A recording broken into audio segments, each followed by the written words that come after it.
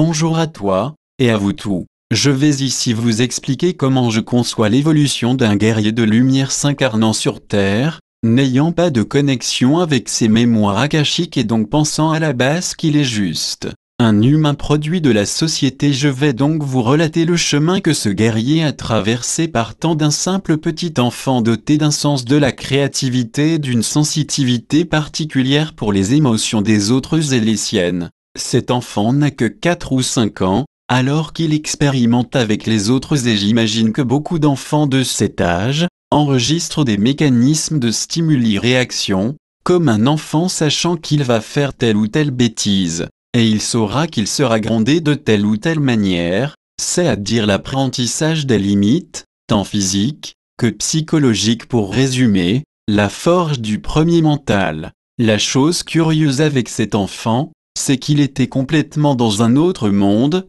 Étant habile avec son imagination, c'est comme s'il était doué de canalisation permanente inconsciente de l'extérieur. On aurait pu croire qu'il était juste très expressif du visage et qu'il s'amusait tout seul, mais dans sa tête, il était connecté à plusieurs centres de pensée, comme plusieurs chaînes de radio, et il leur posait des questions en fonction de ce qu'il vivait ou imaginait. Cet enfant est, on pourrait dire, hyperactif, pas dans le sens où il va se mettre à crier partout et courir, sauter sans s'arrêter, mais il est hyperactif mental, c'est-à-dire que son cerveau tourne tellement vite, tout paraît si rapide et si logique, qu'il est souvent déçu et pensif, se remettant en question, comparant le monde gris et rigide qu'on lui présente à chaque fois qu'il descend de l'arche arc-en-ciel et infinie de son imagination. Il grandissait, ne sachant toujours pas pourquoi il avait cette sensitivité du cœur et de l'esprit qu'apparemment peu de monde autour de lui ressentait.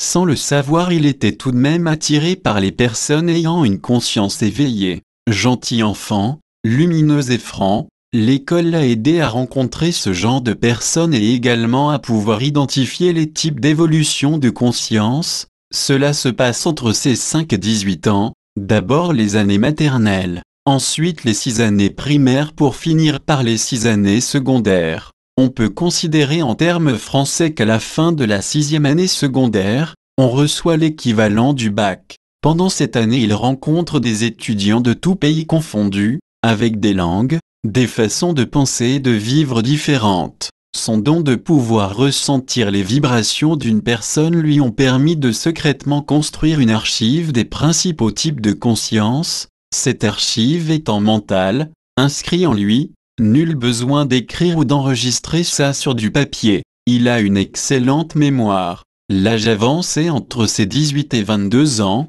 il voyage, parfois accompagné, parfois seul, et la plupart du temps en stop. N'étant pas d'une famille aisée, le stop est la manière la plus rapide et la plus courte pour se rendre d'un point A à un point B. Il savait pertinemment bien qu'il existait un taux de personnes vibrant d'une certaine manière à être réceptifs à lui. Et donc il ne s'inquiétait pas de devoir attendre la bonne personne, il était préparé mentalement et savait qu'il pourrait attendre des heures, mais savait que tous les jours il aurait un minimum de chance. Ses voyages se passaient entre la Belgique et le sud de la France, ou l'Allemagne, l'Autriche, la Slovénie, la Hongrie. Il partait, dormait parfois seul dans une forêt avec sa seule tente et son équipement pour la nuit, mangeant ce que les bonnes âmes et coïncidences lui ont fourni sur la route. Ces voyages lui ont permis de confirmer ses théories, la principale étant, est-ce qu'il existe réellement d'autres lumières comme moi?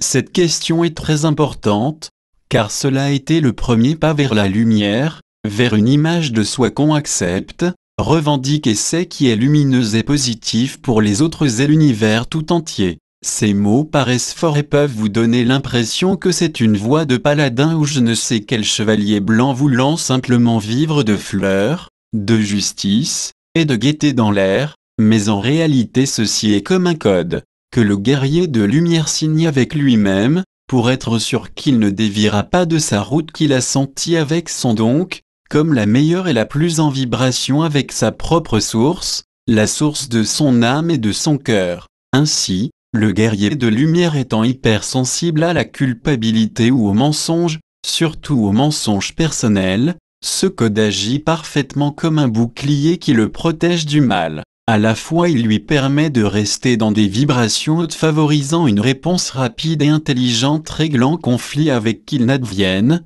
et à la fois l'ombre du bouclier qui est la limite et c'est qu'en dépassant cette limite fait d'ombre, il sortira de son code et donc ne sera plus mal méritant d'être ce qu'il est maître sait à dire lui-même, un défenseur de lumière. Bien sûr, le guerrier de lumière reste humain et a comme tout le monde des pensées parfois plus obscures, à cause d'une déprime, ou d'un souvenir douloureux, d'une rancune, d'un traumatisme, de jalousie colérique ou d'une rupture amoureuse. Le guerrier de lumière n'a pas plus mal qu'un autre face à cet événement inévitable qui forge notre mental à tout, mais ce don d'hypersensitivité, je dois dire, peut amplifier la douleur psychologique.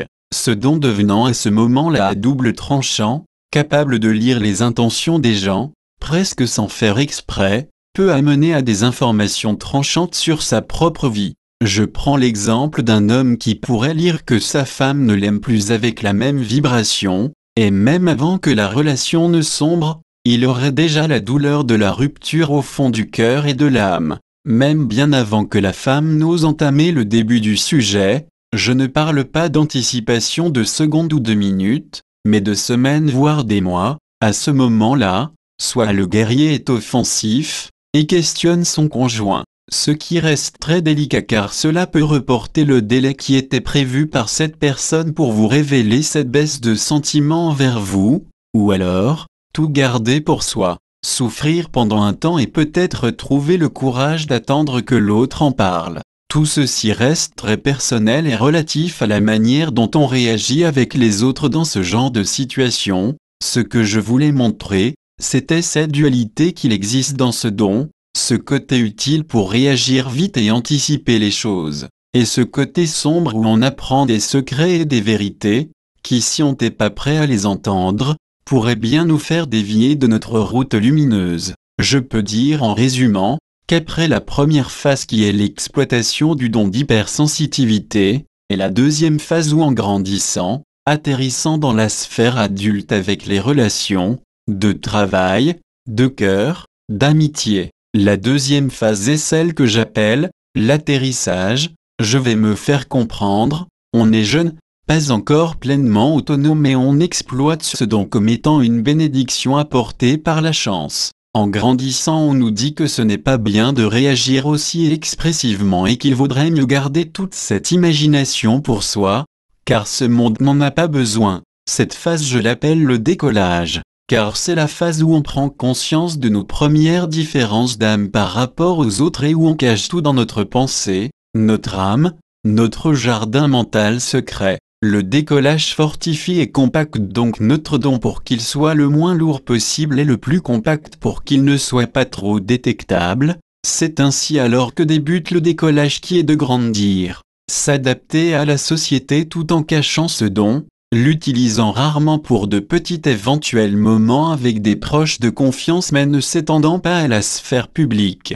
Une fois la sortie de l'atmosphère faite, nous n'avons plus besoin de ces gros propulseurs car nous avons parcouru assez de distance pour profiter de flotter détachés de toute gravité, étant presque adulte, ayant confiance en soi, sachant que ce don est en fait un trait d'âme unique, on se relâche et on peut commencer à maîtriser ce don, c'est à dire, vivre tout en percevant l'intention des gens. Il faut certes se construire une grosse barrière pour se protéger du mal que cela peut nous apporter, mais ceci est comme un long champ d'épines, chaque épine nous transperçant mais fortifiant notre corps au fur et à mesure. Le tout est de ne pas s'arrêter dans ce champ et d'aller jusqu'au bout pour enfin arriver à l'oasis du souvenir. Je vais conclure en disant que j'ai tenté d'exprimer les phases d'adaptation et d'évolution de conscience du guerrier de lumière, apprenant qu'il est en fait vertueux et établissant son propre code de lumière qui est en fait le code de la Fédération de lumière.